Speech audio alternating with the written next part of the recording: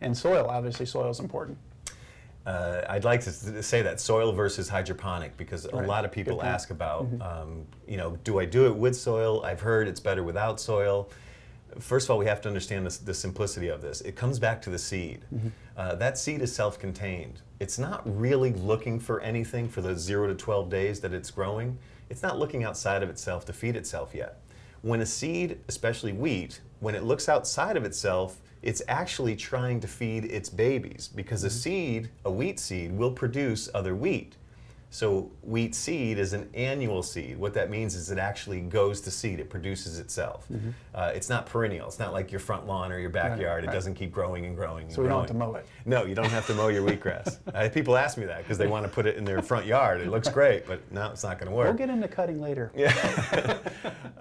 So the question about soil and versus not soil, what I like to tell people is I don't know, a little bit more on the vibrational side, the energy side. The kind of thing that I'm more focused on in my life these days is understanding it's not necessarily about nutritional value of what's in the soil, but it's about a connection that we all need to make again. So you have the earth, you have the sun, but we need them both. It's the yin and yang. We have to have them both. So if you take soil away from sprouts, from wheatgrass, you're basically taking your heart connection. You're taking that mother, that unconditional thing away. So as far as what type of soil to use, you know, there's geez, hundreds of brands of different soils these days.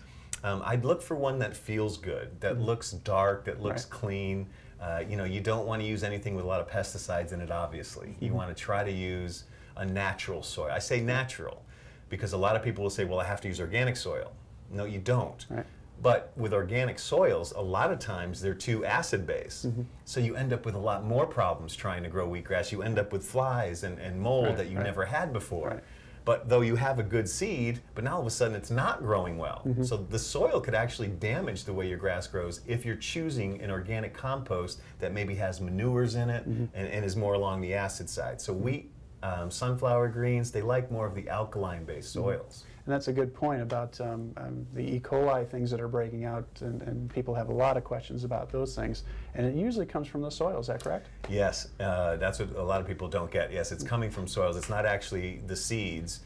You can rinse it off, you can clean it off when it comes to seeds, but a lot of that is in the soils. So I tell people, use a very basic soil, a potting soil, a topsoil. You know, you can buy these things at any local gardening stores.